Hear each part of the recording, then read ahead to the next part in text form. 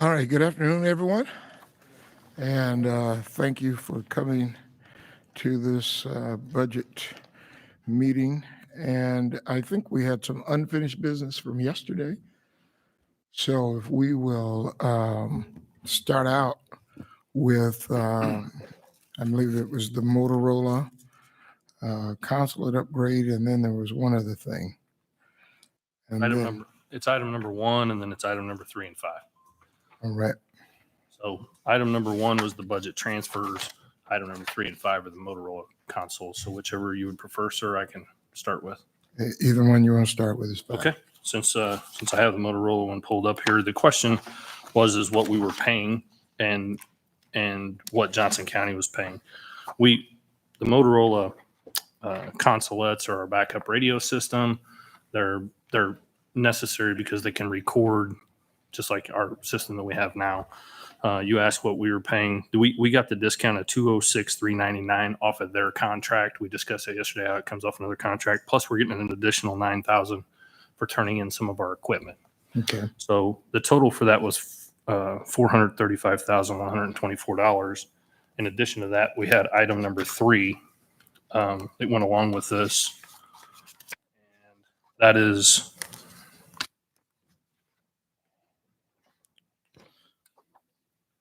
see.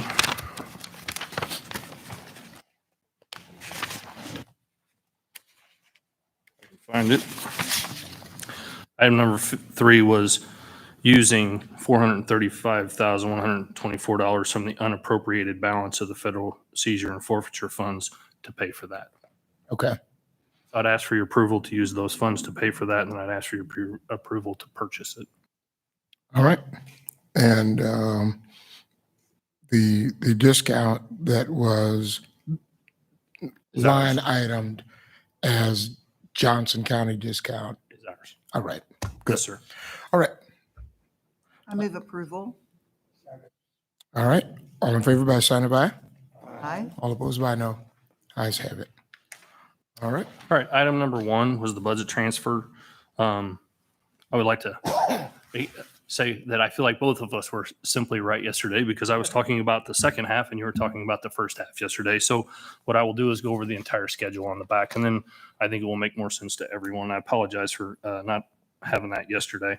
But what we're doing is the first half or the second half of that is exactly what I talked about transferring salaries to the executive services and detention services to pay for those employees that are being moved within the department into that so that their salaries will be moved to there. And then the additional was the $300,000 that we talked about for legal fees. Those are not to be paid out. That is to bring that account. Those fees are going into the account. And I said yesterday I used the example, and maybe I shouldn't have used that example because it might have confused people more than it made it clear of using Jamie and Jenny as an example. So what we're doing is we're putting that $300,000 into the technical legal fees fund to put that $300,000 back into it to replenish that fund is what we're doing. That's not paying out.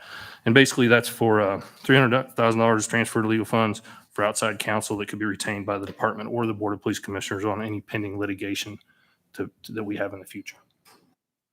Any questions from board I members? apologize for it being confusing yesterday. No problem. So I'll be voting in opposition of this for a few different reasons articulated yesterday. I do appreciate the further information, but and this is something that I think we've seen, which is a consistent concern in the budget. Last year's adopted budget had roughly a $2.8 million line item for settlements, and then there's another legal fees line item. We exceeded that, and I think we're in the $4.4 million range. I am not, and so one may beg the question, where does that come from? Here's one example of it coming from the salary line item, where what I've heard for some time is that we have significant salary issues. We'd like to hire new people. We've had discussions of increased appropriations, and I just don't think that it's a responsible form of expenditure to move something from the salary line item to lawyers and other professional service expenses. So my understanding is that it's not outside lawyers, it's inside. No? This would be for retaining any outside counsel that the department or the board needs. All right. I'm glad you clarified that. All right. And that's because we've gone over budget from what was actually in the budget. That's correct. Right. Any other questions from board members?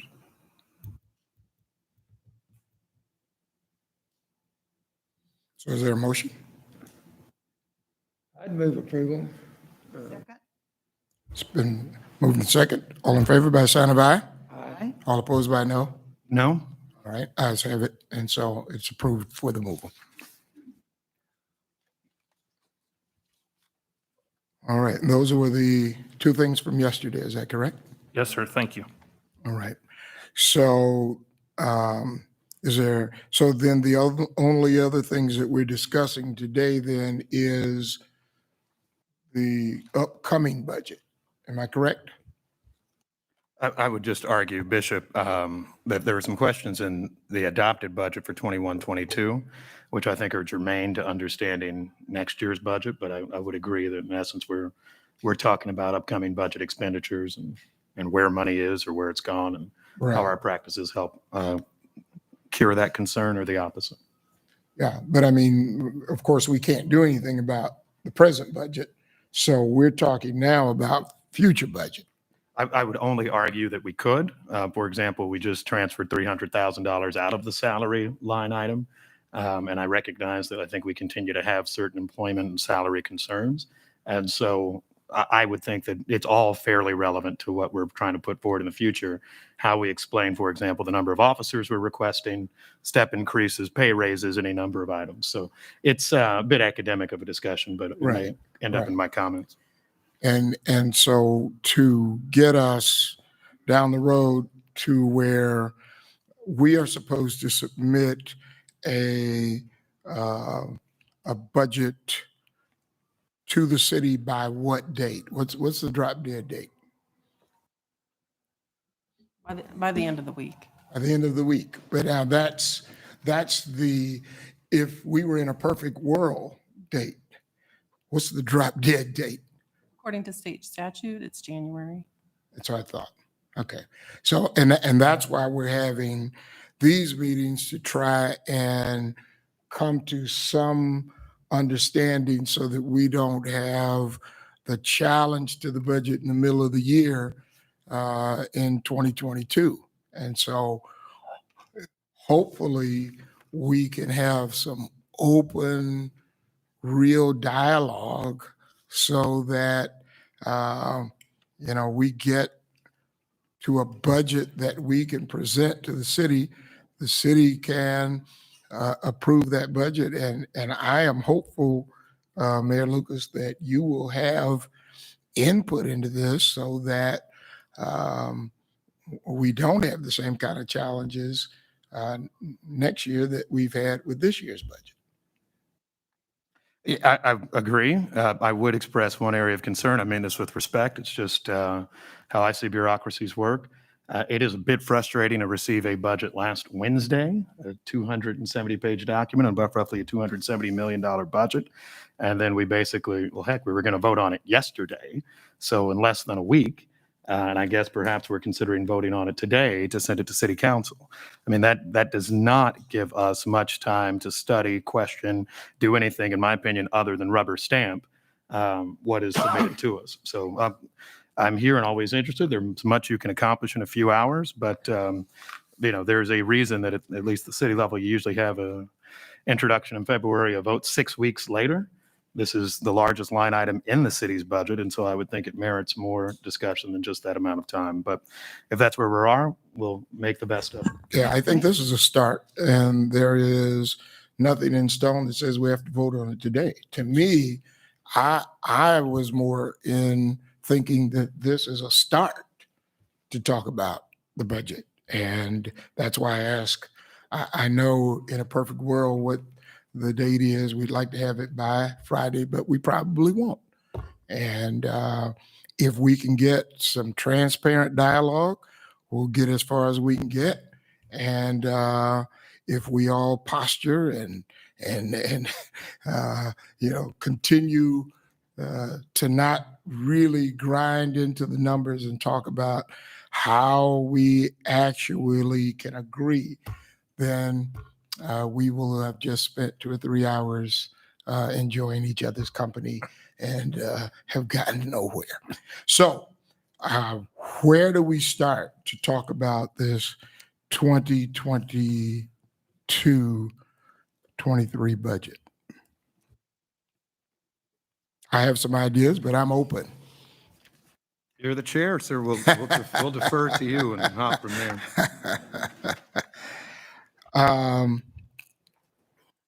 So I think, Mayor, that one of the initial questions that I would have for you as mayor, and I don't know if, you have the answers that we need, but I'm wondering, how do we determine the revenue of the city to get our initial 20% from?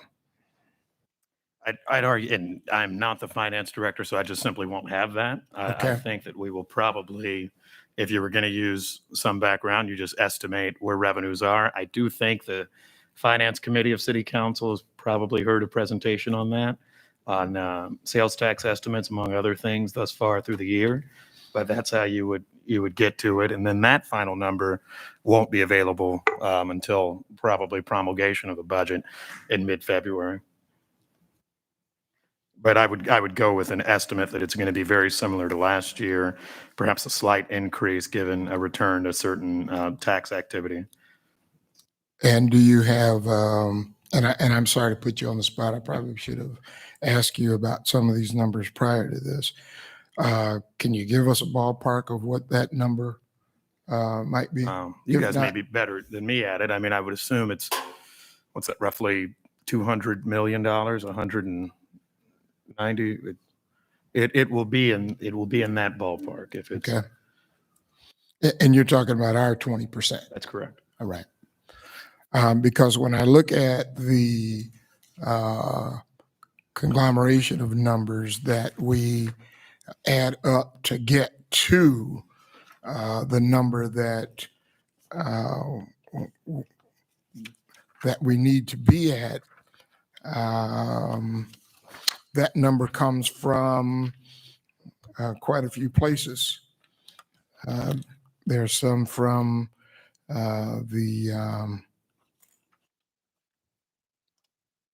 let me get to that sheet.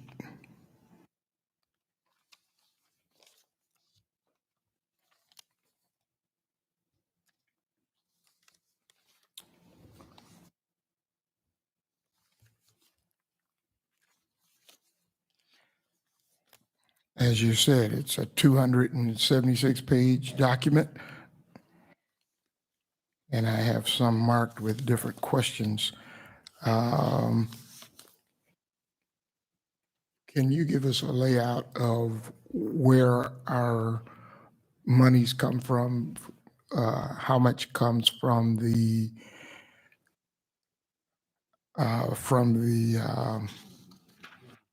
I'm having a brain freeze. If I may, I think Yes. I think most of the information that you're going to look for is in the very beginning at the transmittal letter. Okay, I mean, most of the information is in the first 6 pages of this transmittal letter. Will give you most of the numbers. Would you agree with that, Christine? Most of the most everything you're looking for. yeah, I didn't highlight it. Grant funds, that's what I was looking for. Right, you're What looking. comes from grant funds, Jackson County, and all of the different funds we get money from. Right. There's basically 3, and I think Christine can give you all 3 of those in the numbers. Okay, Yeah, the total budget is $272,850,697. The general fund makes up $232,373,824. There's other city funds that equate to $19,380,987.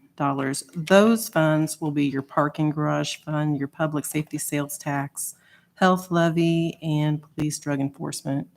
And also all the grants are in that number.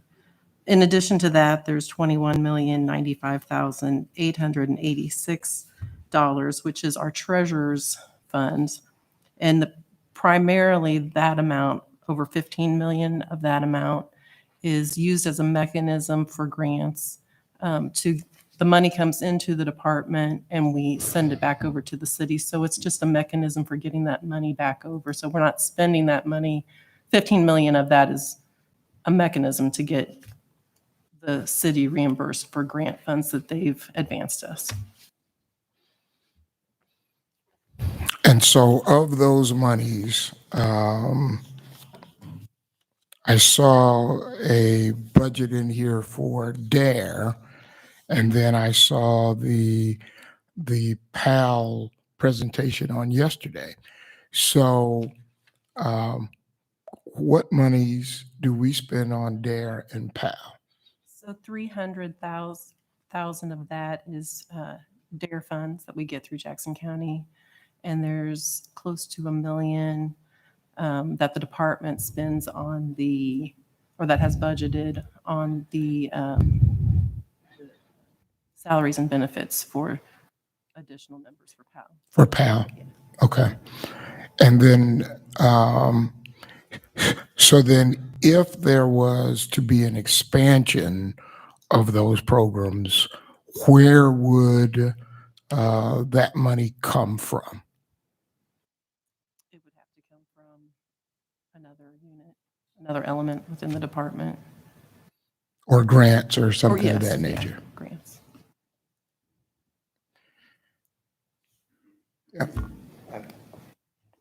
I'll start from the top and maybe go for a little while and be as clarified as I could.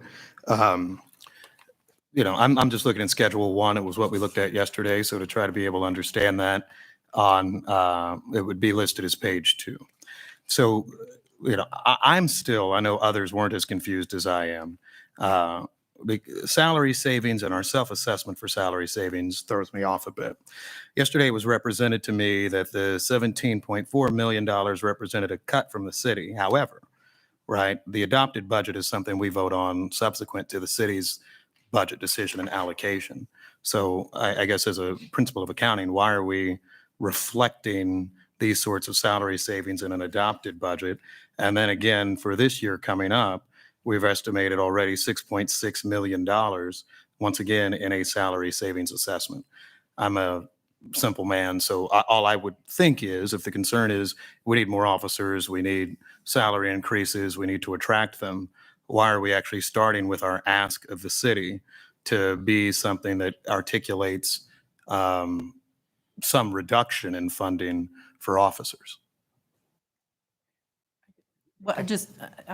Well, part of this is that our books reflect the same as the city's books. So the assessment was made in that line item, so it's retained in that line item in our books.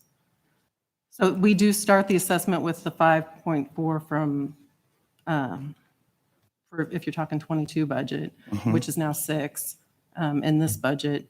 But that reduction is consistent with what the city does as far as salary savings. We assess it, and then when they assess it, we leave it in that account. We don't adjust it. And why? I mean, so this is where I'm confused, and I'm going to go back to the public works example, right? And so let's say this year the city, this is how I see the world. Tell me how I'm wrong. Public Works would have however many positions that you could have staff for. The director of Public Works, if he, right, wishes to hire more people, it could hire more people and will have less money for, let's say, snowplows and trucks or something of that sort, but you're still investing in the people. What I'm trying to get at is why aren't we actually ex ante doing the investment in people first? I'll give you an example, right? If there was a snowstorm, what good are brand new trucks if you don't have anybody to drive the snowplows? And to some extent, I have that same concern here in terms of what we're investing in up front, as opposed to actually just saying, for example, to city council, well, we'd like to request 134 million without an estimate of salary savings up front. And maybe you just need to explain to me, what is a salary saving assessment? Let me, Mayor, that every year we're going to have people leave and we have to rehire. So when an officer retires and we have an academy class, there's going to be a gap of about 10 months, maybe 11 months, depending on when we hire, when that person leaves. It could be longer if we don't have an academy class. That period in between when that period's gone until we hire is our salary savings. And we get that both in law enforcement and in civilian jobs. So throughout almost a 2,000 member organization, in a year's time, there's many people that come and go. And that's how we develop that, and through normal attrition when they retire and when we have classes. So that is how salary savings occur, because the minute Quentin Lucas leaves the police department, we can't go out and hire Mike Hicks. There's going to be a huge lag. And you're going to be hired. You left at the top of the salary if you retire, and he's going to come in at the bottom of the salary. So there's also salary savings there. So that's what we figure is the normal attrition rate through the year. And so, Could I ask a question to maybe make sure that I get it? So we basically feel like it takes. Basically feel like we got to have, I forget the number, but it's 14, 12 Correct. police officers. We know we don't have 1,412 police officers. We got less than 1,200 now. And we'd like to have 1,412, but we know we're not going to get them because of the time delay of hiring them, put them through the academy, and then bring them up to speed so that they can actually perform the duties of police officers. So you're not going to ever get to 1,412. That's kind of the way I'm looking at it. And the number that you do get to, that's somewhere below 1,412, is what they actually put into the appropriations, I believe. Is that not accurate? That's accurate, isn't It's it? correct. So when we did this, the normal leave rate, Christine has a formula of what we think the normal leave rate is for both LE and civilians. She puts that in a formula whether they would leave in 11 months in the year or 1 month of the year. We figure it out. They come up with a formula and they average that out. And that is the salary savings. Which I don't know. The thing that is confusing to me about it is the 1,412 number. Because you'd like to have 1,412, and you think it'd take 1,412 officers at least to do the job that needs to be done to protect the city. Correct. But you're not going to get to 1,412. So I don't know why we didn't put 1,412 in it other than. Well, that's what drives the budget, though. No, it is doesn't. that not? I mean, it drives the budget, but you have to take 6 million out of it to get to the budget. So if we could hire ahead, but then that would be. Couldn't use them. Well, we'd have to ask for more money. Like if we wanted to stay at 1412 and be there the whole time. How are you going to train them? Right, that's what I'm saying. We'd have to hire way ahead of that, right? We'd have to have 1450 or 1470 on the books to try, because as people retire through the year, I mean, we average 10 law enforcement a month going. That's 120 people a year that's going to go just in attrition. That's salary savings. May I- so, sorry. Yes. I have a question. Where does the term salary savings come from? Is that like a term of art in accounting? Well, it's the city's term. That's how the city refers to it. And that's so our books reflect what the city says in the same category. So every budget in the city has this term salary savings? As far as I am aware, yes. But it's not a term of art in accounting. Well, I mean, no, it is. It is? Okay. So why aren't we able to take advantage of said salary savings? I understand somebody leaves early in the year, so that would mean that there is extra funding, and perhaps to the tune of 17 million, which I'm still confused about.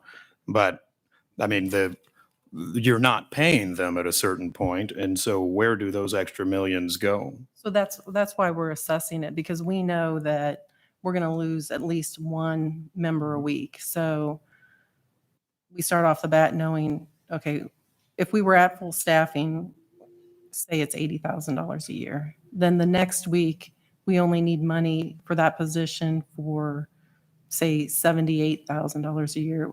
The calculation continues to drop because we know that we're not going to be at full staff 100% of the time, and it's just not good stewardship of the money to say, I need money for this many people, when we know through attrition, we're losing people every week.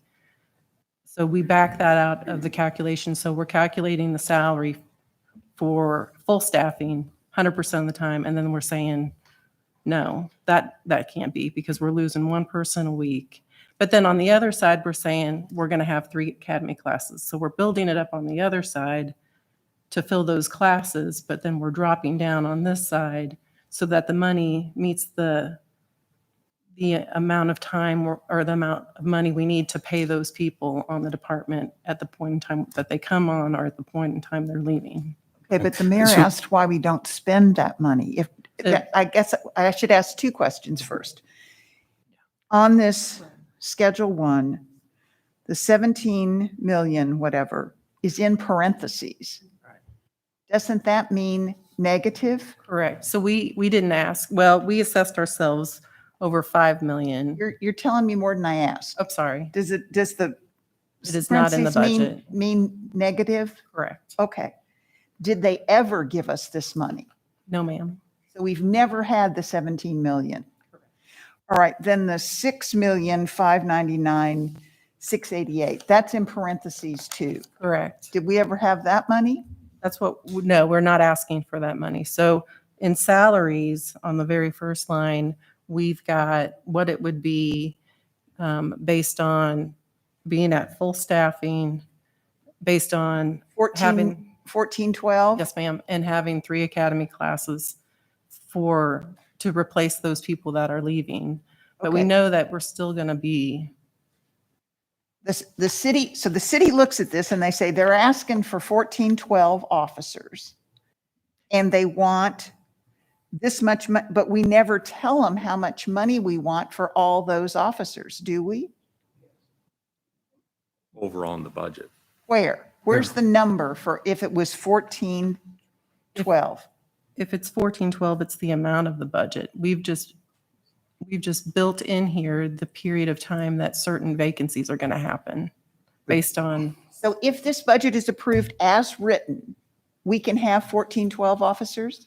yes, ma'am. This is, the amount that's being subtracted is just the amount of time, because we know we're not going to be at full staffing From all May year 1st. long, May Okay, 1st. I understand that, but I So- did not understand that if the city approves this, we can have 14, 12 officers. Well, it would be the goal at the end of the budget year. It wouldn't happen on May 1st. Okay, so you're With- saying by right. the end of the year, so the end of 20, Correct, because, I'm sorry, 21, 22, 23. 23, okay.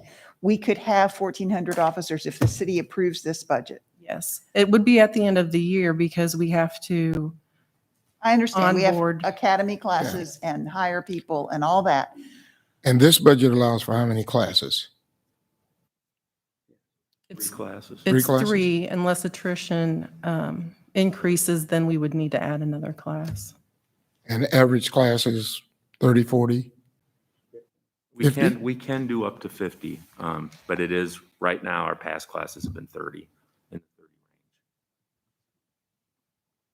So if I may, then why doesn't this reflect that discussion in the adopted 21-22 budget?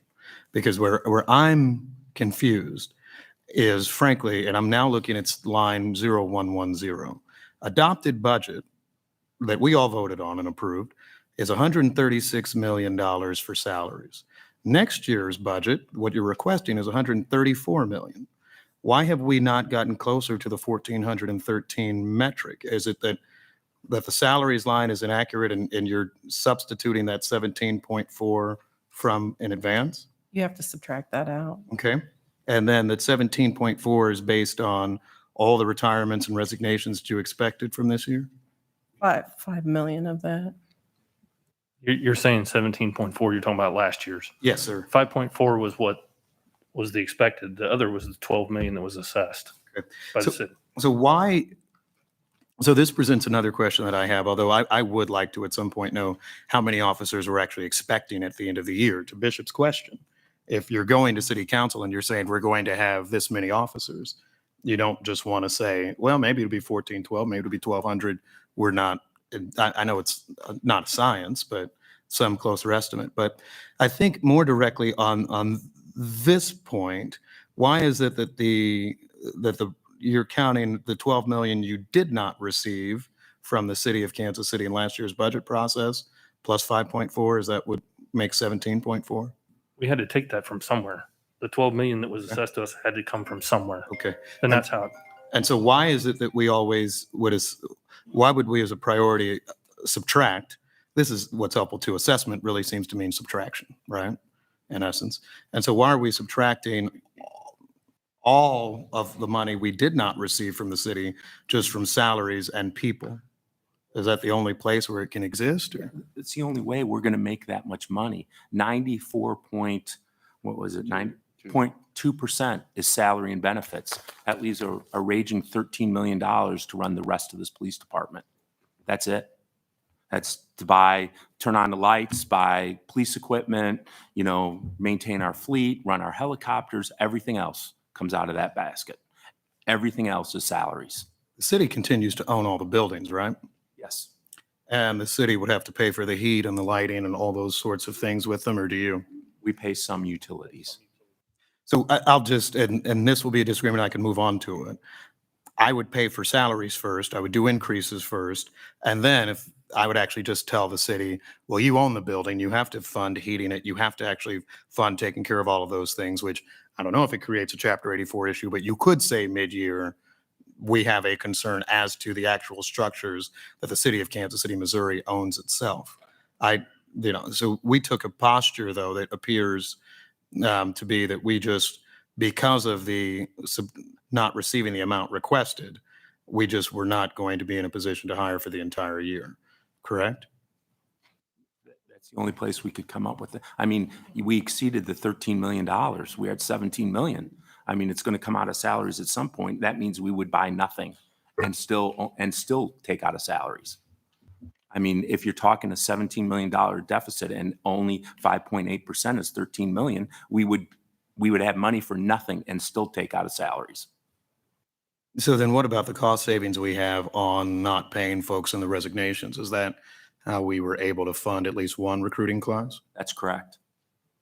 Okay. And then, so in essence, the salary portion is the only part of the budget where we tend to, if we have some sort of not receiving the full amount asked, salaries is the lone place where we look to reduce. If we're talking costs. millions of dollars, yeah, that's the place. And why is that? I mean, because I'll look again at the settlements of claims, line 1845, where, and this is just a general accounting question. In 2020, 2021, we spent $5.8 million to settle legal claims. The next year, we seem to vastly underestimate our expenses and only ask for $2.4 million.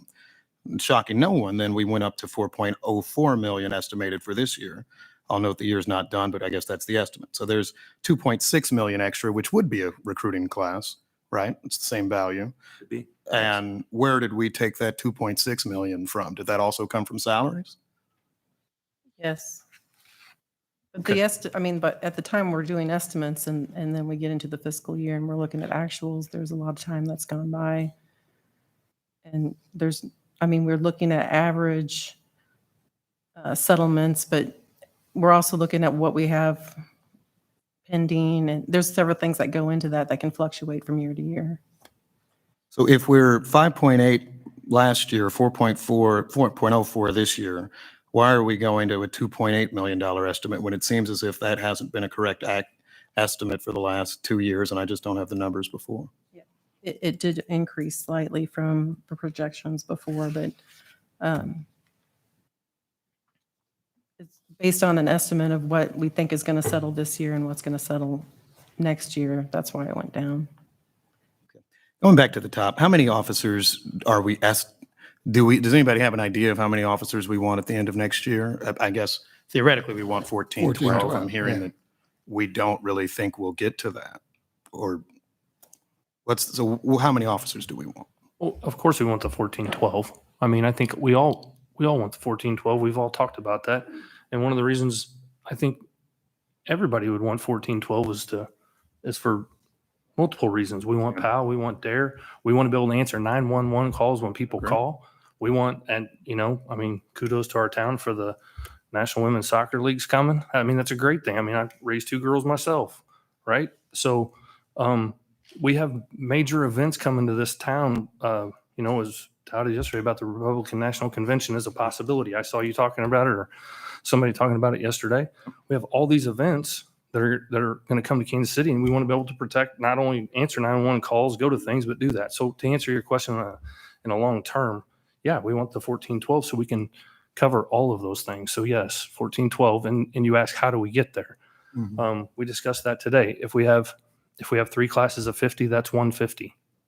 Not all of them will make it through the academy. Right. I just read upstairs, Honolulu, Hawaii only had 18 graduates out of their class that they started with 50 some. They don't know why, but not all of them will make it. So if we could run a 4th class, we could run a 4th class. During the mid 90s, that's when I was hired. We were kind of in this same situation. We hear Deputy Chief Hicks talk about 1,197 officers or whatever it was. That's when I came on. There was a major hiring in the 90s because that group replaced the people from the late 60s. So, we talked about it yesterday or the day before. Colonel Hicks and I are in the same hallway. We have a large amount of people that will be eligible for retirement next year. That number's 210 members will be eligible for retirement next year. And that comes from that major hiring during the mid 1990s. So here we are 25 years later, the people for 25 years and longer all have the opportunity to retire. I think most everybody sitting at this table has the opportunity to retire. I mean, I'm not going to retire. I don't want to retire. But we have to think about that. And when we're talking about whenever I went through the academy 26 years ago, we were running day classes and night classes because we're in the same situation. So if that gives you a little bit of history of why we also have the attrition that we have a lot of people that are eligible. So is a max class 50, or could we put 60 in a class? 60 is the biggest. Okay. Mike. And it's difficult. 60 is putting a strain, Yeah. and it for various reasons, but also on our staff, on the facility itself. We still try to let outside agencies come in because it's a regional academy. All of that factors in.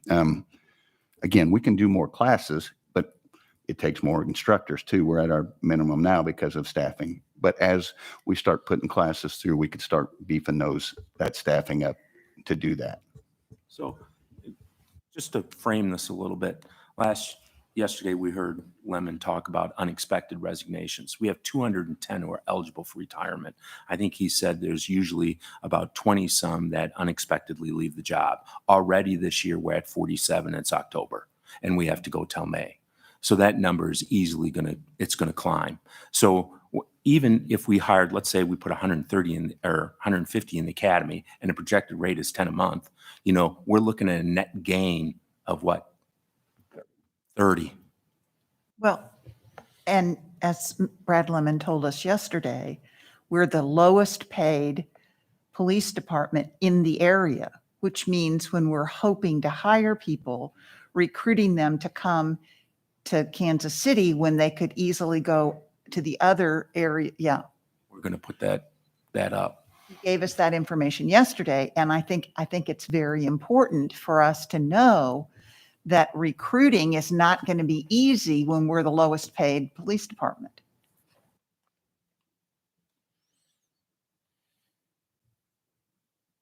There is many challenges to this. There's no doubt. But I think to our point, Mayor, is we want, I mean, everyone wants what's best for the city. That's why we're all sitting at this table. We want to work with the city, but as the city makes investments, this police department, we feel like the investment in this police department is backing up our other investments, whether it's a downtown baseball stadium, whether it's a Republican National Convention, whether it's a soccer stadium in downtown Kansas City, or whether it's a marathon that we have to cover in this city like we did last weekend. Those all take resources from this department. The Chiefs games take enormous resources from this police department. Just as we did the marathon last weekend, we could not cover that with our officers. We had to get outside help to cover that marathon, as we frequently do at Arrowhead for off-duty officers to work Chiefs games. Those are not all Kansas City, Missouri officers anymore because we don't have enough officers to cover those venues. And what we're saying to you is the staffing is getting low, and it is critical, we think, that in order to meet the needs of this city, that there has to be an investment in this police department so that we can make the safety needs of this city. Right. And I don't disagree on any of the points that have been shared. My bigger question relates just more directly to the budgeting itself. Because, I mean, put yourself in the shoes of someone who is seeing a budget. Let's take a look at last year's that says salaries will be $136 million, and they end up not being, right? And that the aspirational goal, regardless of what we say or think about it, was 1,413 officers. Before the Which- cuts, before any But salary it says reductions. that in the adopted budget. It does. This isn't the submitted budget I'm looking at from last year. This is the adopted. At least the word says adopted up top, and it says 1,400 officers right after that. And so why did we not at least reflect what would be the proper number based upon the purported reduction? Well, It's the salary savings that, and again, this is how it comes across from the city. The city assesses it. We try to stay consistent with how the city does their budget. We assess it in salary savings, and that's where they assess the additional 12 million in salary savings. That's the accounts they put it in over there. That's the accounts we put it in over here. But as I understand it from reading recent litigation, you have the opportunity to submit to us any request for expenditures, and we typically just reconcile that which you have sent our way. The city doesn't control how you're making those expenditures. Right, I'm just talking about the appropriations, not the expenditures. So the appropriations, we don't hit, I mean, the expenditures, we don't hit salary savings, just the appropriations do. But in Sorry. so many words, right? The city just puts, I mean, so right now I think there's $137 million left in the police department account at City Hall, something like that. Checked with the finance director. And doesn't the department have the opportunity to draw on those expenses as it really wishes? For example, right? We have exceeded our settlement of claims line, but we are still probably submitting bills to the city, which we would like them to cut checks for, correct? Well, our books will match when we reconcile in every account. So, That's not responsive. I mean, so, but every month you're submitting something for reconciliation, correct? correct. Uh-huh. All right. And then you'll say, well, it turns out we spent 2.4 million extra on settlements this year. And so therefore you will ask the city to then make sure that funds are in the bank account to pay for those settlements, correct? Sure, so when the board approves any kind of Yeah, I transfer. understand that. And so then the question that I might have is, where are those, I guess we make those decisions to take them out of the, potentially the salary savings line item. Those are the transfers that the board votes on. And probably my biggest concern is, I mean, is it just impossible to hold harmless the salary area? I understand 96% of the budget, what have you, but I would rather, particularly if it was presented in some clear way, like it was earlier today, I would prefer us not spending millions of dollars on legal expenses when we need to hire other folks. And at City Hall, for example, when we were spending much on it, we had to go through a whole new program to make sure we weren't sued as much, we weren't settling as much, those sorts of things. I don't think there's anyone at this table that would like to spend all money on legal fees. There's no doubt about it. But we do have to cover our bills. I mean, those are fees encumbered to this police department, either through settlement or lawyer fees, and we have to pay the bills. And we have to get the money from someplace, and we take that from salary savings. One last question in this area, and I know everybody wants to move on, although it is interesting, still a bit confusing, but given the back and forth that Commissioner Wagner and the chief just had, should we expect, even with the classes that we add, to only have 30 more officers next year? So to actually at the end of the year, be it something more despite the 1413 request? That's based on the number of classes that you've requested, which I understand to be 3, right? And if we're noting that we're still going to have Well, actually, we are giving a 10 per month leave, which is an average.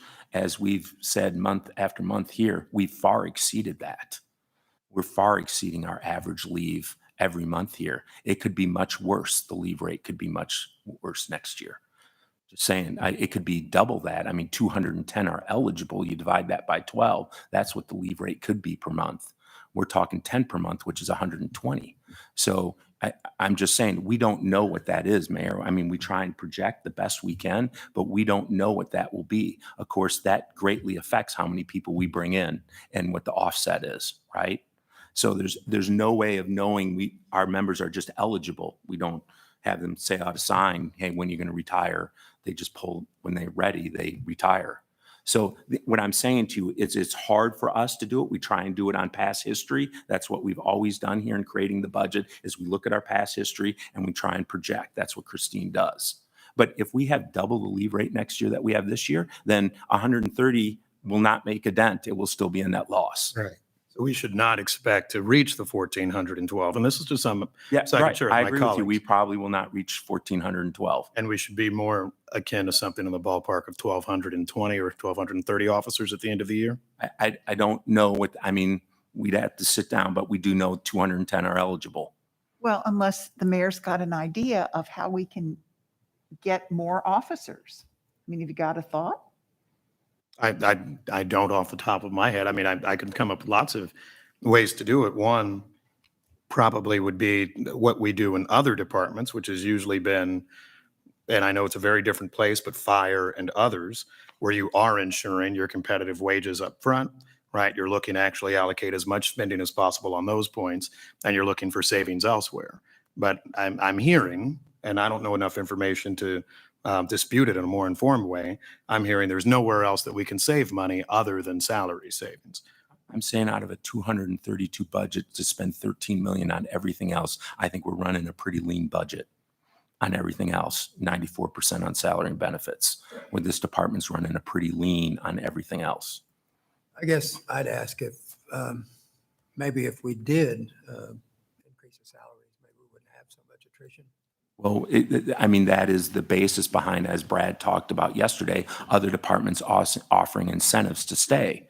They're offering pay raises. You know, I think Independence is, or one of the cities offering $8,000 retention to employees so that they will stay on the job longer and not retire. Well, and to the mayor's point, if fire doesn't have the difficulty that we do, the fire department got raises when our officers didn't. So I would think that raises would make a difference. It's a hard comparison because fire got a 12% raise. They also go back to the city for supplemental budgets. We usually do not go back for a supplemental budget. Now, as the mayor pointed out, if that's what we need to do, we'd be happy to retool and do it that way, but that's not our past history. And Chief, you led me into my next question because, as the mayor said, you know, instead of taking out of the salary line item, my question to him was going to be, can we come back to the city for certain line items rather than take out of salaries, especially knowing that our officers are not being paid their raises and things that we need to do? I'm sure you can. I mean, the challenge is the city has no guarantee that the funding will be spent in that manner, right? And so we can do pay raises for firefighters because you introduce an ordinance that says these will go to firefighter raises, right? I don't know if we can say that in an ordinance, but the department has the opportunity to spend on whatever it would like. I would have concern if it went back to the aforementioned lawsuit costs, for example. And that's what we're filling up or what we're backfilling salary savings in. I mean, that's where I would have some greater form of concern. That said, I do think in the budget up front, if there were a realistic description of just how many officers we think we're hiring, not just an aspirational 1412, but if we're saying there are going to be 1,250 officers, this is what those 1,250 officers cost. I still don't understand anything about the salary savings assessment. I guess we need to balance it. But if we just said to the city, $134 million gets you salaries for these officers, which seems to be the contention, and then we include overtime and a few other things, then I think that's something that up front allows us to actually resolve these. What's more, if we wanted to say salary increases, those are the sorts of things that I think we are public servants, right, that we would understand, as opposed to, yeah, you funded maybe 14, 13, and that's still what the goal might be. But from the beginning of the budget year, we knew we'd never get to that. So we just are operating kind of blindly, I think. Are you saying, based upon the Missouri law, that if we got money from the city, there's no guarantee? That's correct.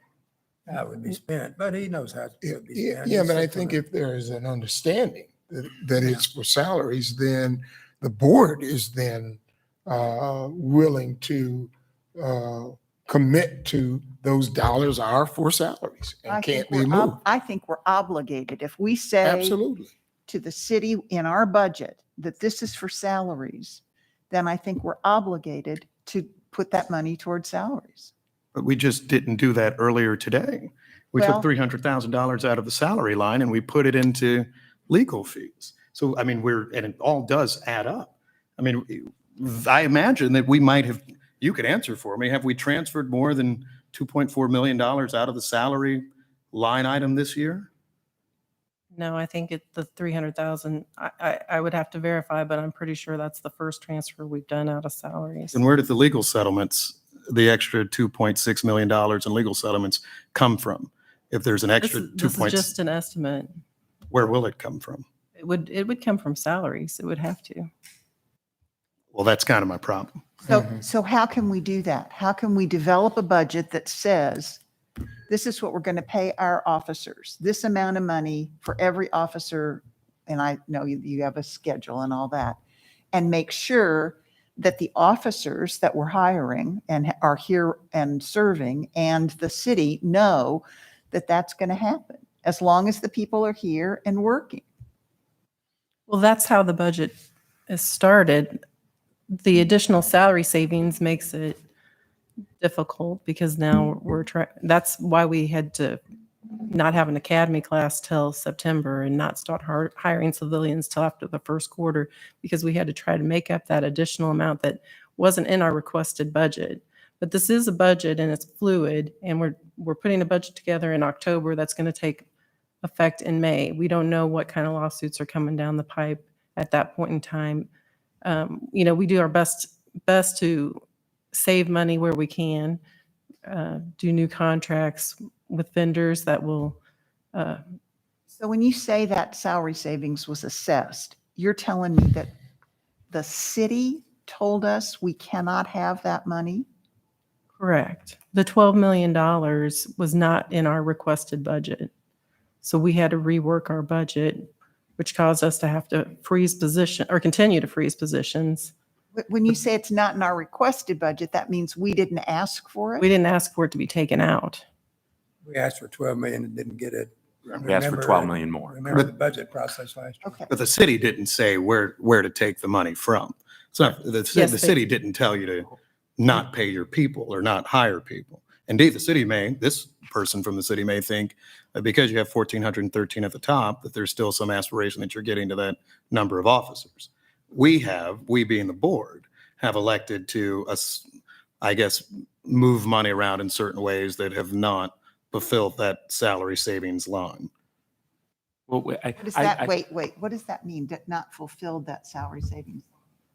So I mean, I'll make it simple. There was an ordinance before city council the other day that was, I think, $2.1 million for salaries to hire, I believe, or to expand a recruiting class. I'm hearing right now that with a $2.6 million deficit we have, we're going to actually take it, that's already assigned to salaries. We're not going to spend it on salaries. We're going to spend it on legal costs, which, okay, maybe that's appropriate, or maybe that's fine. I think that's where someone in the city might get concerned. And although the contention is, we'll all just promise that if it goes to salaries, it really, really goes to salaries. But that doesn't appear to be what we are doing in our budgeting. If we're always using salaries as the place that we can take money from, then we will continue to have the same problems with pay, with people leaving, all of those. So why don't we actually just say salaries are sacrosanct? And then there's a reason I bring up who owns the buildings.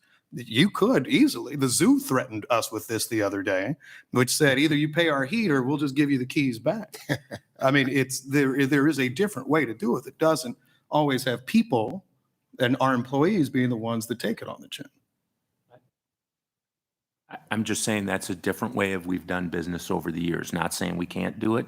That's not how we've done it in the past. And I don't disagree. I mean, if we can make salaries, I think then if you prioritize salaries, number one, and there's no shifting, there's no flex in our budget, then we will absolutely have to come back and ask for more money. There's no doubt, because there'll be no other place to take it from. And So- I don't think we have a choice. We have to prioritize salaries. I understand, but just like legal fees, I'm just saying, at some point, we have to pay. We make a settlement, we have to pay that. We Right. will have to have the money. That money has to come from someplace. Or we just don't settle any cases. Maybe people will quit suing us if they know that we'd have no money. We don't have money. All I'm saying is this is a different way than we normally do business. We usually try and handle that internally through salary savings. We can do 100% salaries, but if we get a judgment, if we get a case against us $1 million, it will absolutely have to go back to the city and say, we need $1 million. We're going to have to settle this lawsuit because there'll be no, either that or we'll have to lay off employees to get the money. And in response, I'm much more comfortable with, at the beginning of the budget year, saying that we will spend $134 million to pay people, to give pay raises, and to have the adequate staffing number. And I would much rather have folks come back, you all come back to the city if necessary, and say either we've been hit up in this expense, there's an infrastructure cost, there is something additional. And if that's how we live each day, when fire or water get hit for some lawsuit that we weren't expecting it, they do have to come back to us on that, but we continue to have firefighters and water department people and all of that. And if the biggest concern we have right now is not legal fees, but is instead having enough people who work for this police department, then I would think what we should start with is pay raises, funding for whatever number we think is actually realistic, and then we say that will not be moved. And then from there, we figure out if we'll have to adjust later, if we'll have to look to any number of other things. At the end of the day, it all I- adds up to the same number at the bottom. Well, it's going to be more because if we prioritize out, all I'm saying is the board has to understand if we enter into that and we go to the city and they say, no, we're not giving, we don't like this lawsuit, we're not settling it. That means we will lay employees off because we will have to pay that bill. So all I'm saying is the flexibility from salary savings gives us the ability to do those sorts of things. If we lock ourselves 100% into salaries and we get to a position that the city feels that they're not going to fund that, there will only be one recourse. There'll be only one way to achieve that much money, and that's through salary savings. And if that is 100% we're employed here, that means, like Doug pointed out, in a year, we were 29 employees away from being top. We had zero salary savings that year, zero. And it's in the book, it's published. What I'm saying is if we got hit for $1 million or $2 million in the legal settlement that year, we would come to the city. If the city voted that down, the only recourse we'd have is to lay off employees and make that money up. And I think we have to take that chance because the importance of having police officers at a salary that is commensurate with other entities around us is paramount. And so, I've been involved with several corporate entities where we've had to change our systemic process of doing business, especially in light of COVID. And so it seems like we're at an impasse where we've got to make a change and we've got to prioritize our officers. How much do we save if we tell the city we're not paying our gas bill and light bill and give that to them? Just ballpark. Is there any ballpark of what our savings would be on that? Give us just a minute. All right. Take just a little break. I'm sorry? You take just a short break. Yeah, we can take a break. We've been at this an hour. Let's take a 5-minute break. They'll get us that answer on the other side.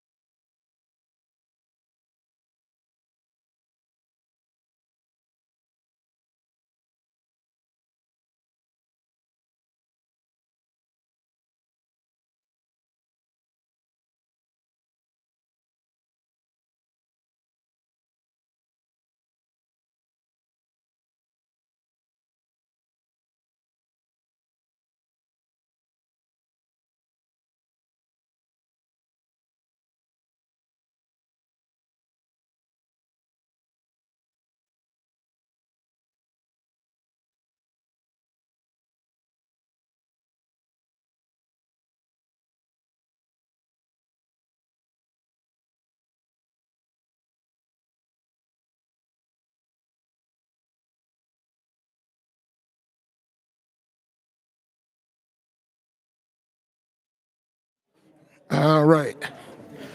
All right, we're going to come back to order here.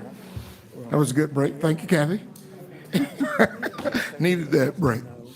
All right. We'll come back to order.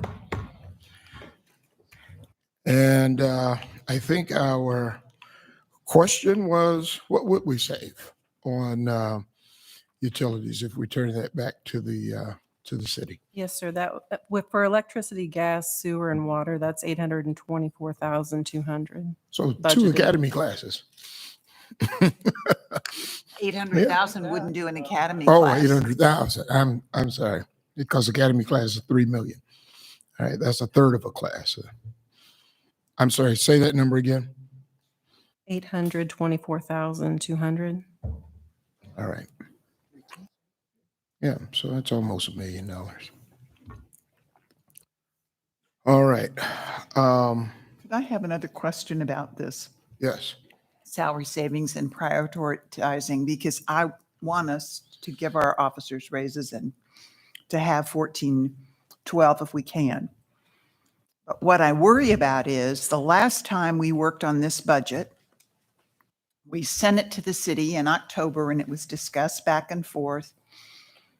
And then we were told that we would not have that much money. So it was made lower.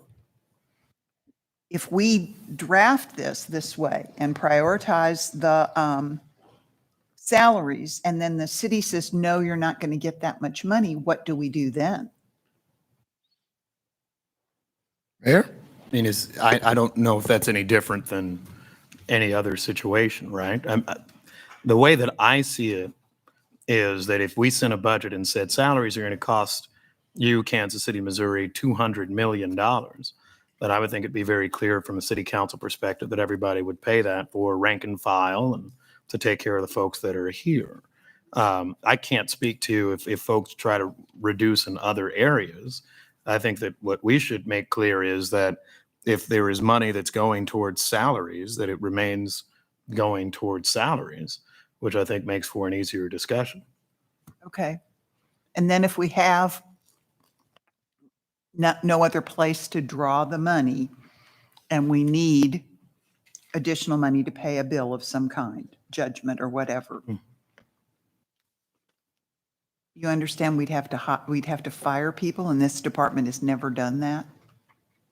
I mean, I don't think that the city would force you into that position. I have voted yes to settle many a silly lawsuit that have irked me greatly, from water, fire, public works, any number of places. So I don't think that would be an issue. Half the lawsuits, the city is often listed as a defendant, actually, which is kind of interesting as well. So I do not think that this would mean a layoff type of situation. To the contrary, I think it would mean that we're not using the salary savings assessment as a way to, and I'm not casting aspersions, but as an extra fund that we're using for legal settlements and whatever other expense comes up. My view is salaries should actually just be used for salaries. Okay. And I think that's what we're saying.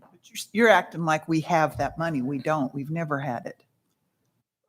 I think it's a distinction without a difference. I mean, the way the budget works is the city segregates the funds into a certain amount and the police department can draw on them. So you really think we could get that 17 million right now? You have $137 million that are in the account right now. You could. I don't know what you'd do with it, but you absolutely, very lawfully could. We'd have another academy class tomorrow. Let me- I'm not let me add understanding something. Let me add something. Just for everyone's benefit, including those who are listening. Every year, our budget has to zero. At the end of the budget year, we do not carry money over. This department zeros. And as everyone on the board has received our audit reports, our auditing and accounting and the financial of this police department are top notch. We have never had a blemish on our audit report. We have used our money correctly according to the auditors, and every year we have to zero. If we had extra money, you would know about it at the end of the year. It would have to go back to the city. So last year, we returned, what, 27 cents back to the city? We returned a little more than that. Okay, all right. But the idea is anything that's over that has not spent goes back to the city. Correct. And it's over at the city. They don't send the money over. We're paying bills off of their accounts. We write checks off of their accounts. It's not like it's sitting over here. But I do want to clarify that salary, which is an account 0110, is say in a division, and then there's salary savings with that account as well in that division. So the overall amount within that account, that division, the salary savings is subtracted out. I guess what I'm trying to say is, yes, there might be 136 million over there, but there's another account within all of those accounts that takes that salary savings out, which brings it down at 17 million. So at some point in time, if we spent like we had 136,000, we would go deficit because of that reduction.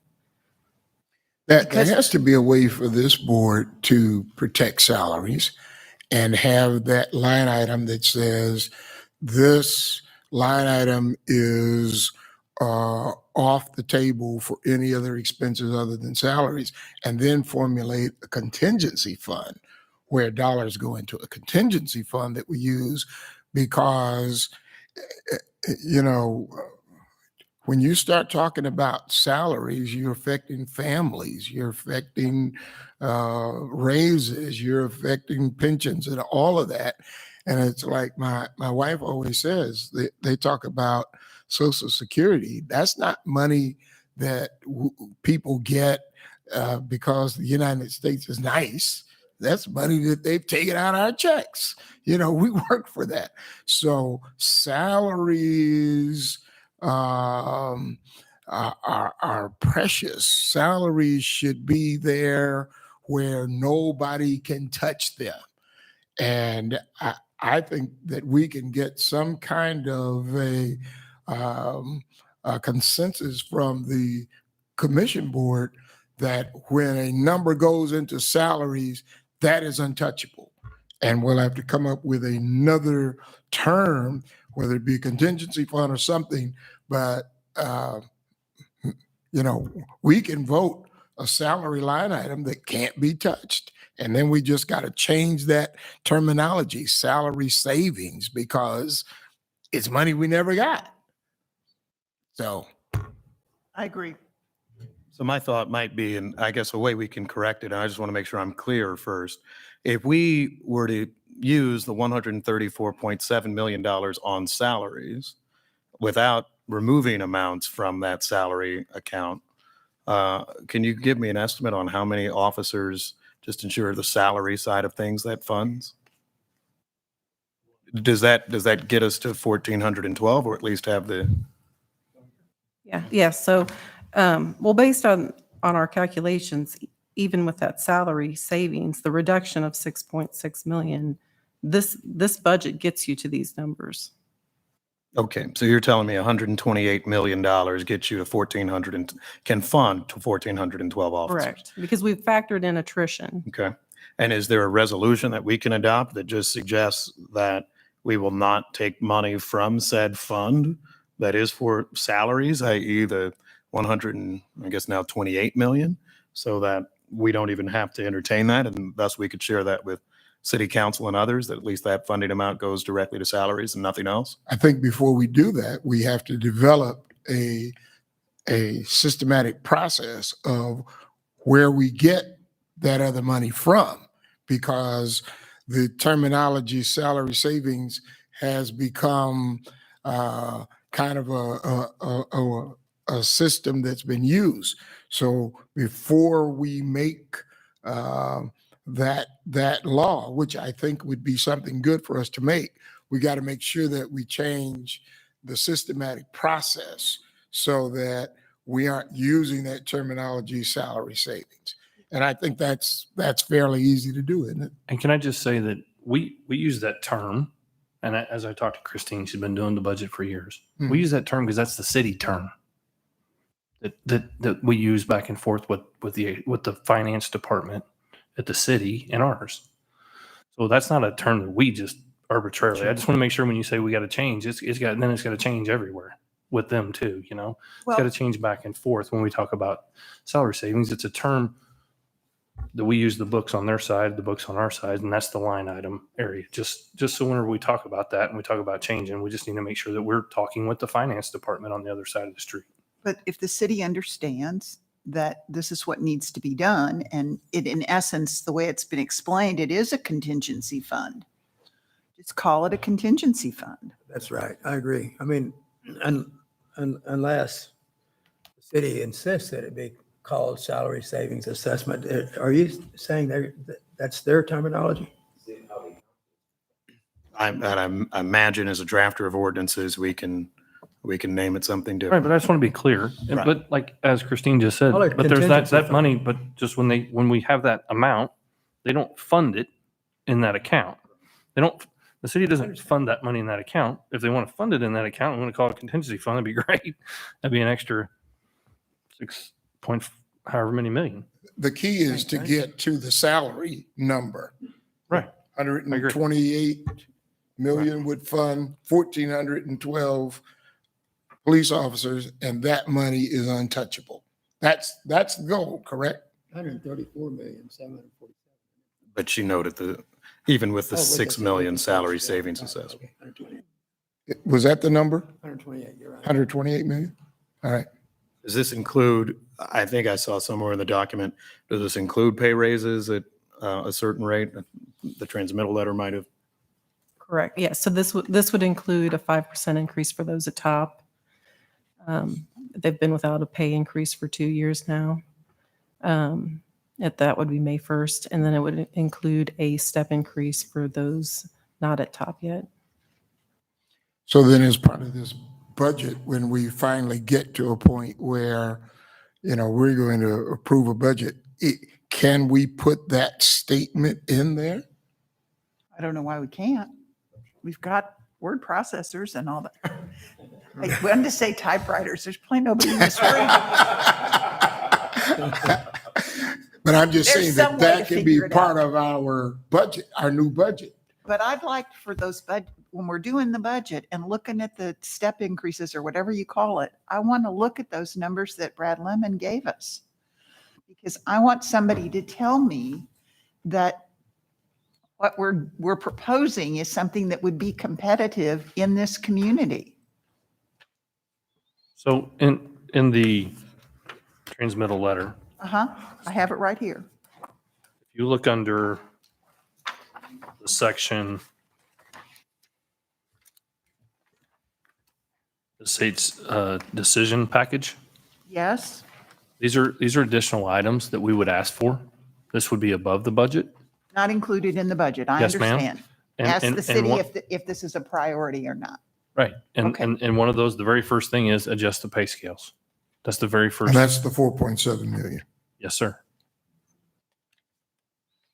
Well, I- So would that 4.7 million ultimately be included in that 128 million? Is that over and above that? That is not That's included. additional. That's why it's a decision package.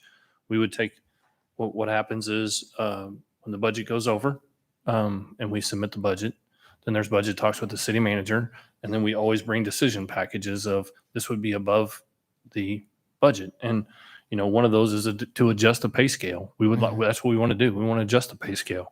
As you also seen, we want to give the officer raises. We want to give 5% top. We want to give step increases to everyone because that hadn't happened in the last 2 years at the top of the 5%.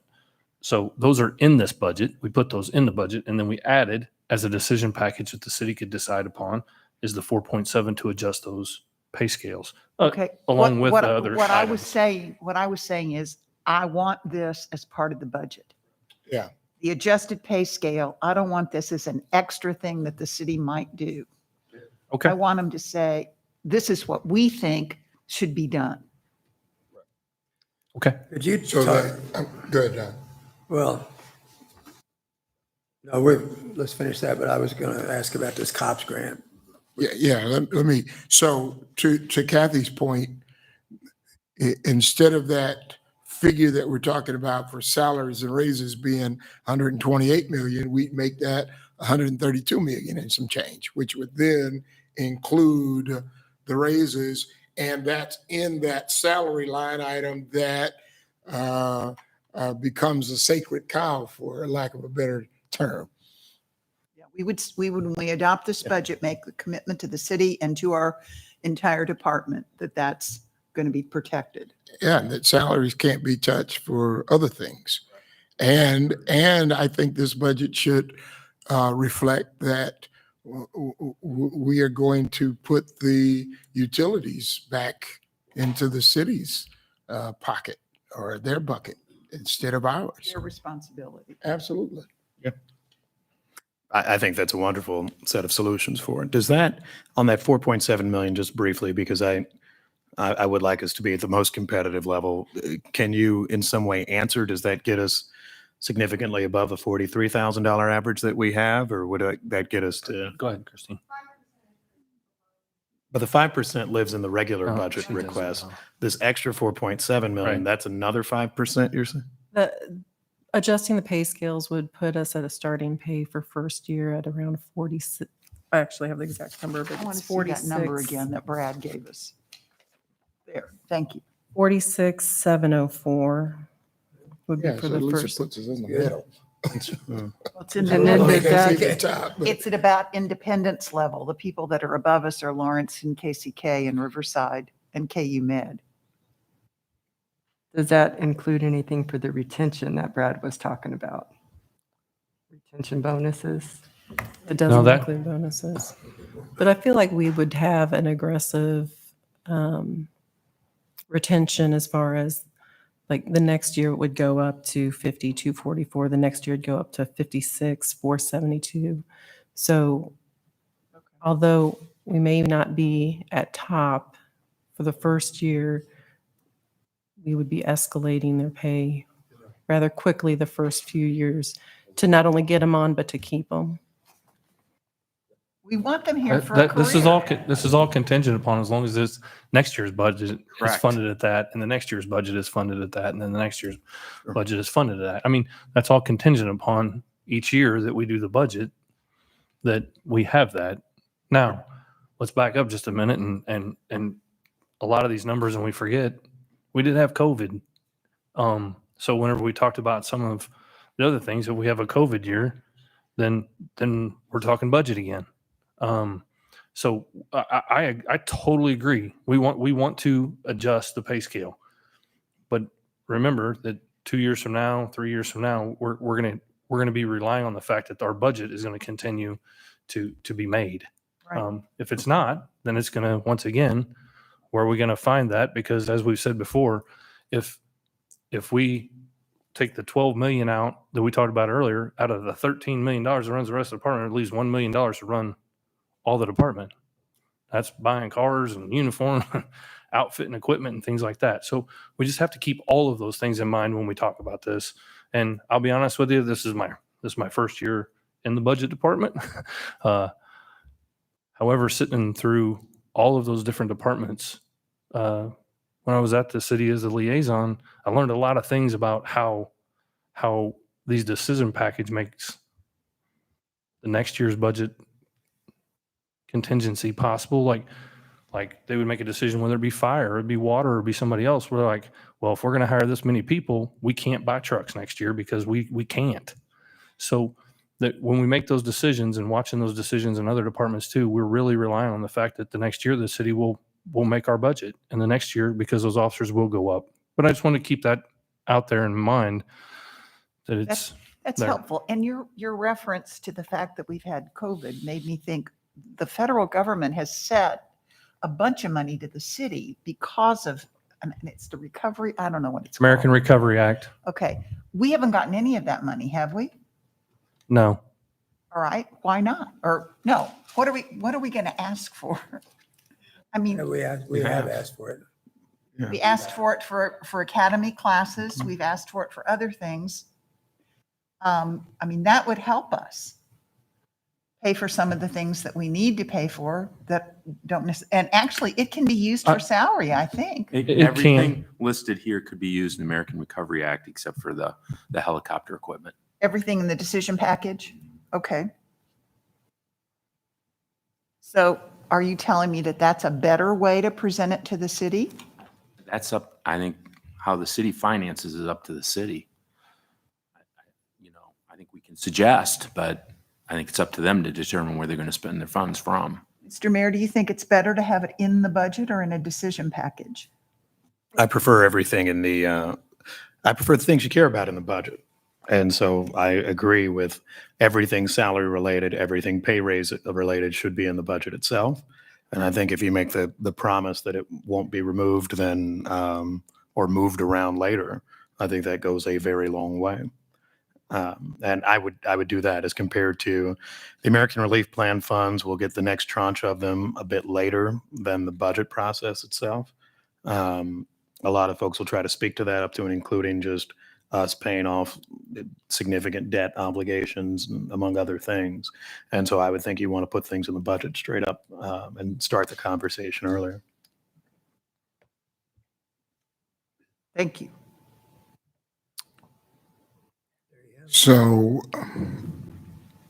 the ask of the city is for us to have a budget to them by Friday. That's not day after tomorrow, Friday, is it? It's the day after tomorrow. That is the day after tomorrow. We're going to be here a while.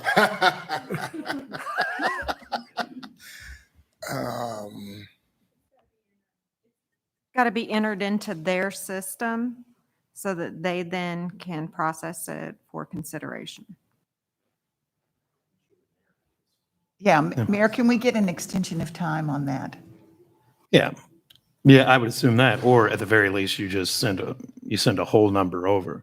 One place, Commissioner Wagner's right. I mean, you can move a lot, but if the request is going to be a certain amount, then the request will just be that amount. We can kind of figure out what the obligations are there.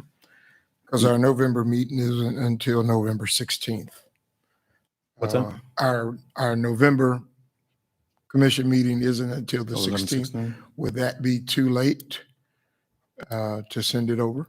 It's politics, so just note that the longer your priorities are not part of something, then other people's priorities become part of something.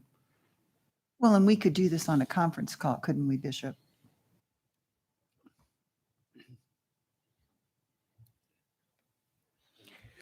I think you need So to, far, I mean, it's, we're going to have to rework Yeah, some a few stuff. numbers. Christine, could we have it by next week?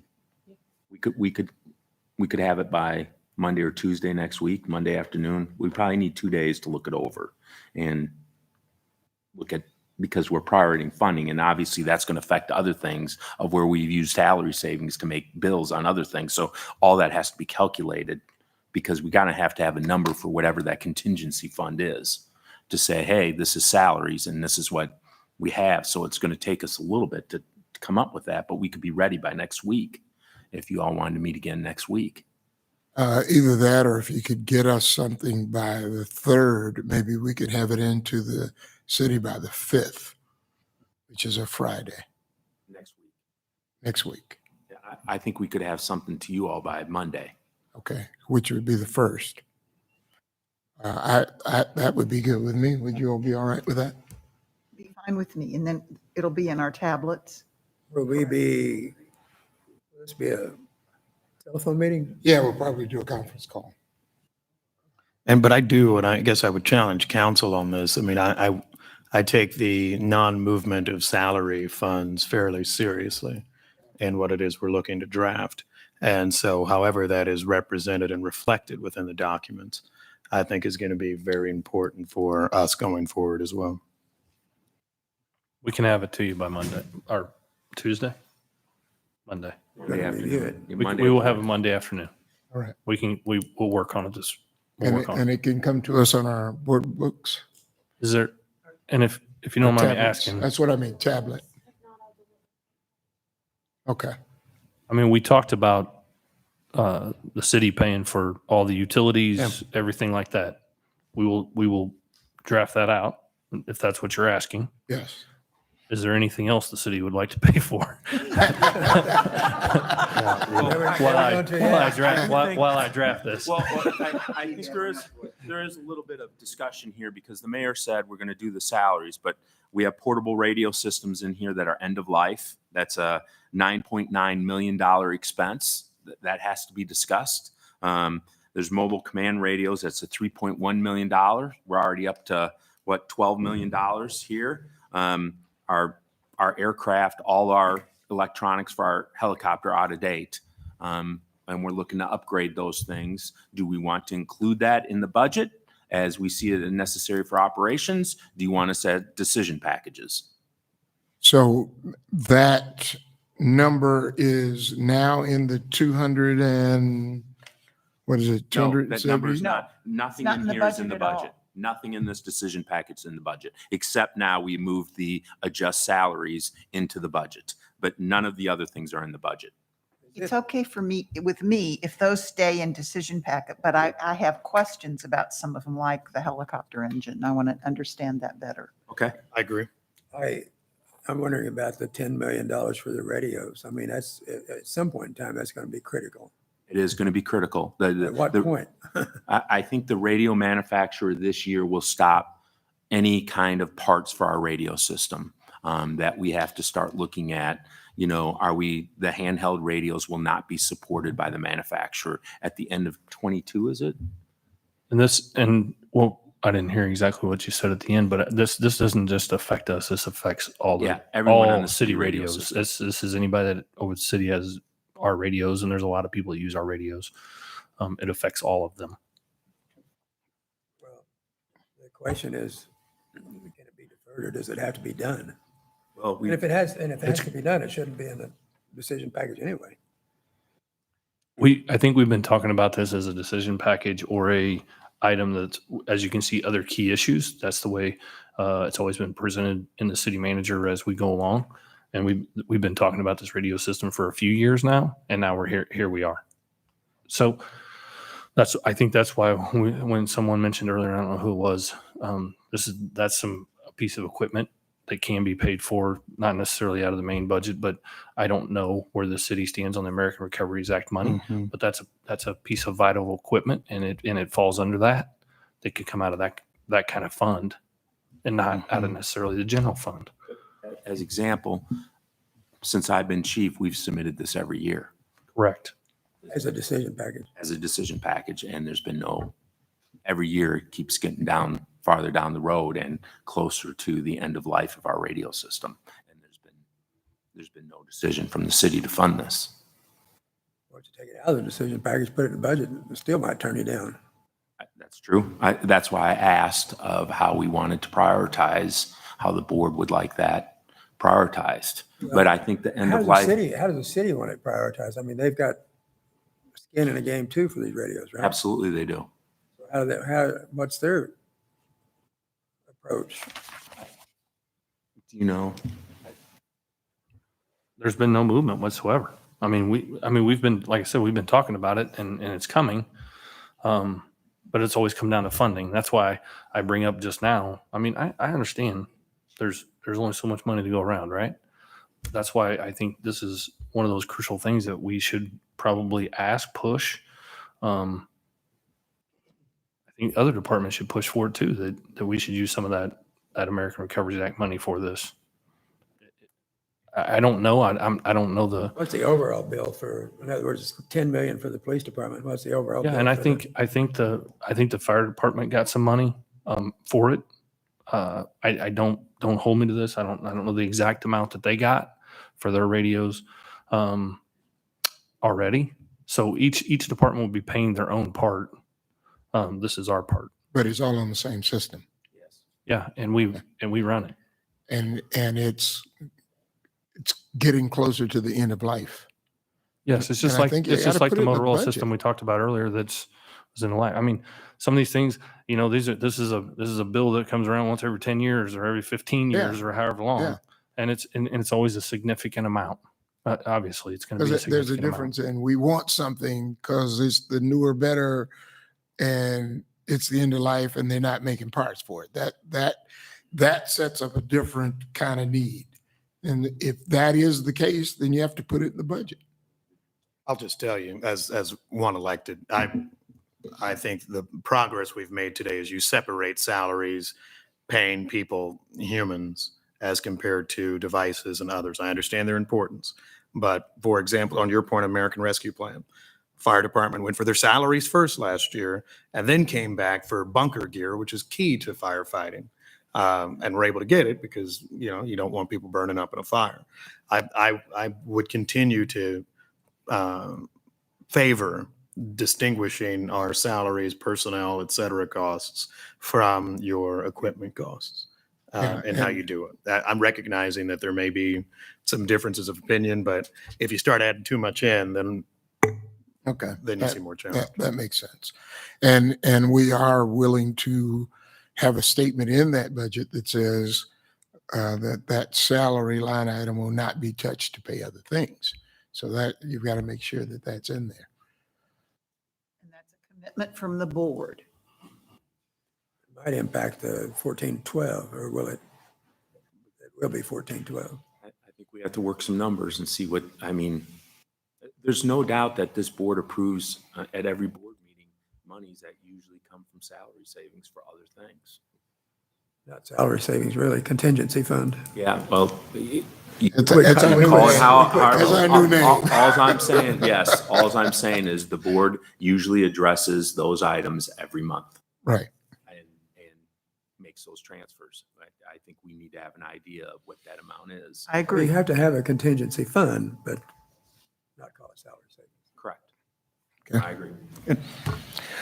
Well, I think we're going to get out of here before 6 o'clock tonight.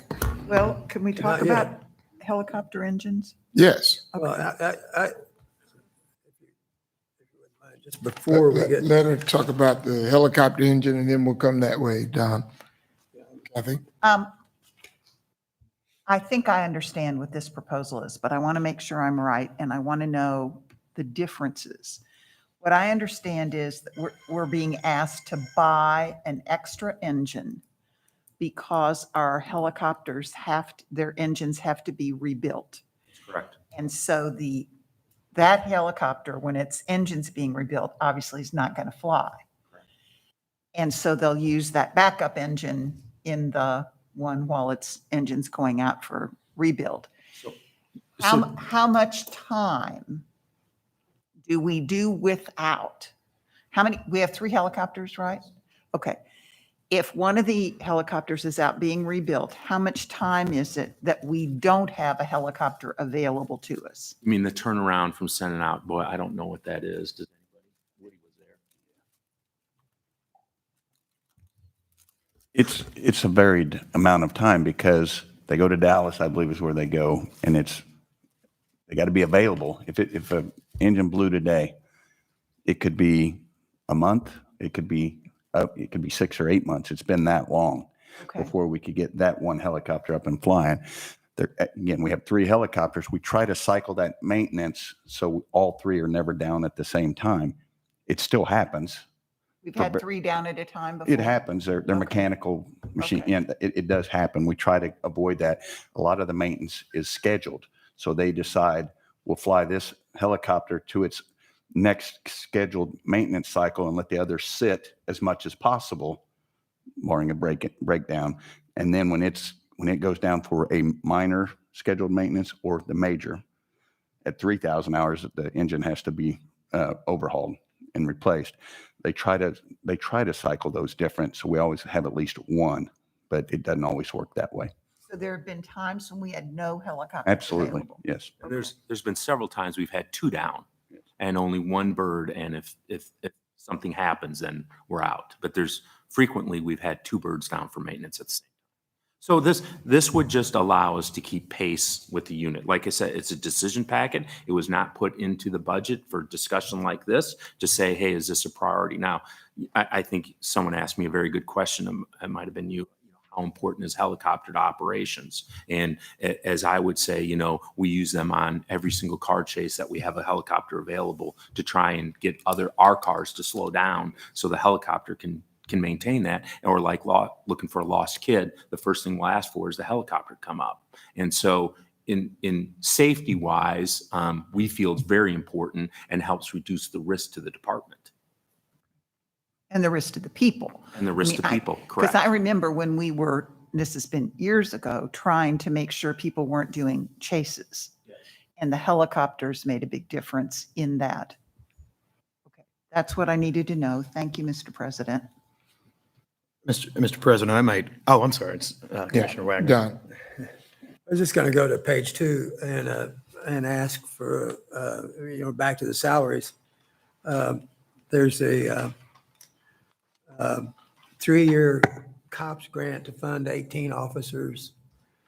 And is there anything we can do to take advantage of that grant at this time? Or what's the story on why we're not using that?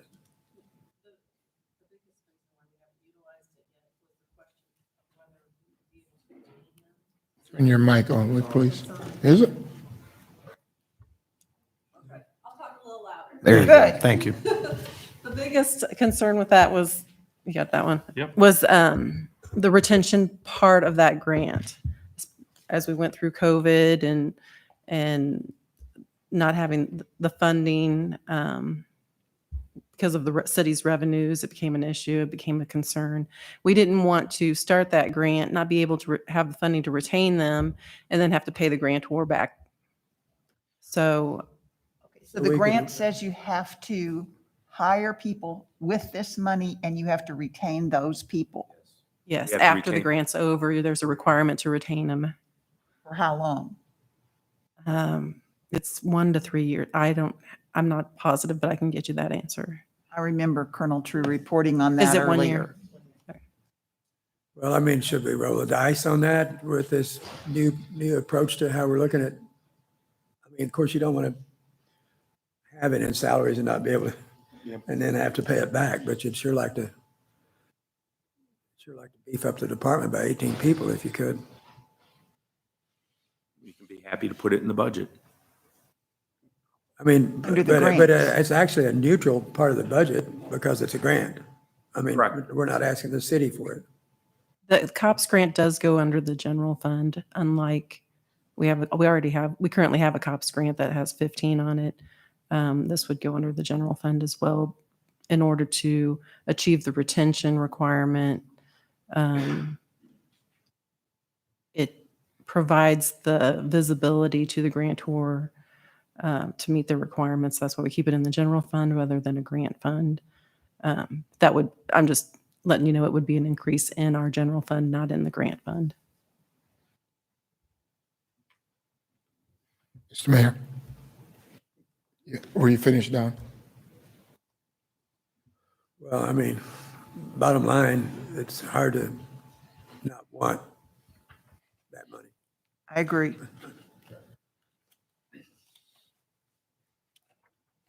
So I guess the question is there a uncomfortable feeling that we won't be able to fulfill that obligation to keep them on? I think in the past, there was some concern, right? I think if we're going to move forward with this prioritizing of budget and salaries, I think there's less concern. So I think we should at least put it in the budget and see what happens. The grant, the 15 million that you have that's in the general grant, that's in the general fund, and then this would be another, I don't know how much, but in the general fund. I mean, it's clear that that we're providing that money.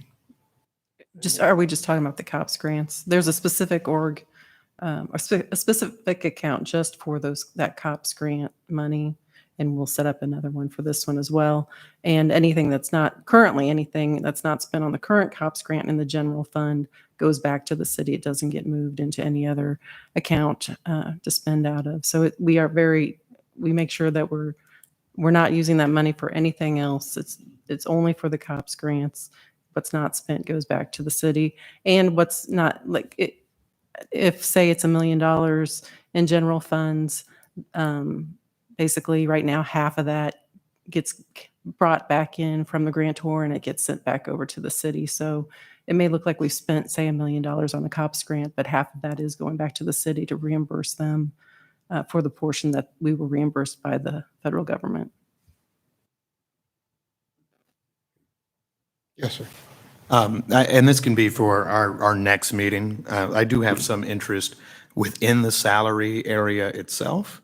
and I will just present it as a set of questions that can be answered in our follow-up. On command staff promotions, where we're actually spending some of our salary costs, what is the cost of that level of promotions? And to what extent does that hit the salary line item in a way that perhaps if we weren't doing those and were to freeze for, I would propose a period of 12 months with a review of 6 months, might we be able to have sustain some other types of savings at issue in doing so? Theory there being that I think much of what I've heard in discussion, we need an enhancement of patrol numbers. We need new folks on the department, among other things. I'd like to know what we could save there. And my real dream would be that instead of taking the 2.4 million from salaries and spending it on our estimate for legal settlement expenses, if we could actually find a way to not take from salaries, perhaps by limiting salary negative types of items such as cost of promotions or cost of increased pay relating to that within the year. So the questions are very simply this: what's the cost of promotions?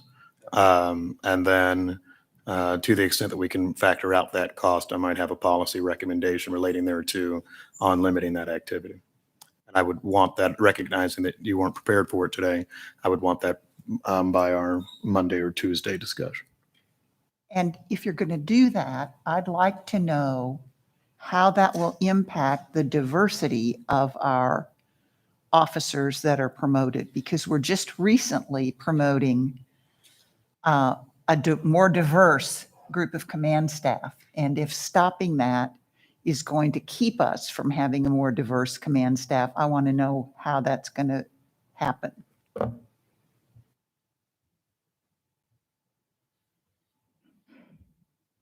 right. That's all I have for today. Yes, sir. Yeah. So if we were to freeze, let's say if we were to freeze in the. Oh, okay. Cost savings relating to freezing promotions of command staff. I would actually go from effective immediately, not just in next year's budget. And then assuming that that lives in the salary area, which I would assume it does. Can I chime in here? Due to our contracts with labor, if there's not a position, there's an acting in that position and they are getting paid that rate. So unless we eliminate the position totally outside the police department, there is no cost savings. Someone is getting acting pay in most every single one of those positions that's open. Is that a board policy or does that? It's in a contract that we sign with labor. Yes. So all I'm saying is open positions now. If we have an open sergeant's position, there's most likely a officer who is getting sergeant's pay for that acting position, which was negotiated in our contracts. And the same with the commanders union. They have the exact same thing, that if there's a captain that's working a major's position, they will get out of class pay. So I appreciate that. I'll still be interested in kind of what that number looks like, although I'm understanding that perhaps it's de minimis because you may not see much change. But that'll be somewhat, we'll just see what it is. All right. Commissioner Dean, anything else? No. Well, I do.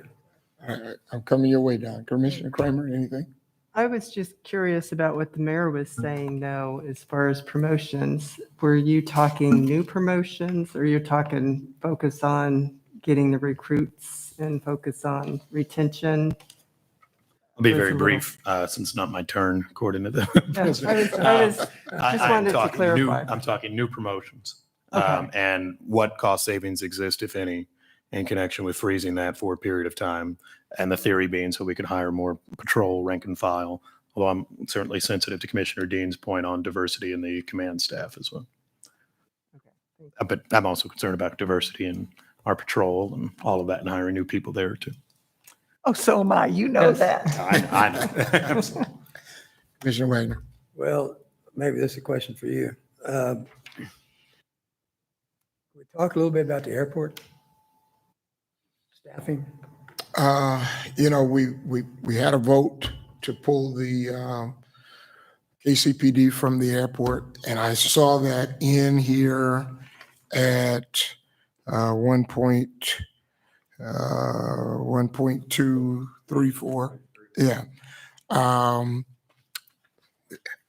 don't know if that is a conversation for this meeting, even though it would affect budget. I think it clouds the budget meeting. And I would prefer, Don, if we get through this budget and then we come back and address it at a later date. No objection. Mr. Mayor, anything else? No, sir. Right. Chief, anything? All right. Well, I think we made some progress here today. And so we're going to get a reworked budget on Monday, the 1st. Bethany, I'll get with you and we'll try to put together a conference call for maybe Wednesday. And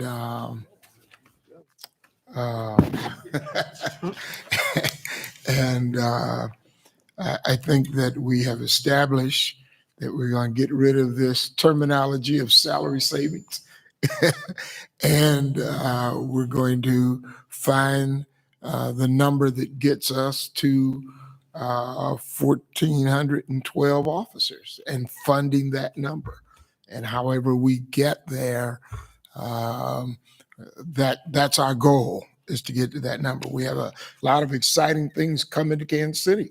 You know, I saw you with that picture of that soccer stadium down on the riverfront area. And so we have a lot of exciting things, but it takes a police force that is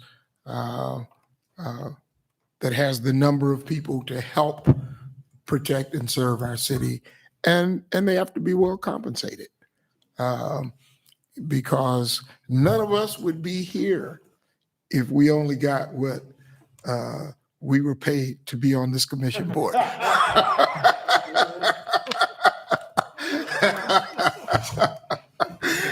All right. Thank you all for coming. Yes. Motion to I adjourn. move we adjourn. All right. All in favor, by? Aye. All opposed, by? No. Thank you.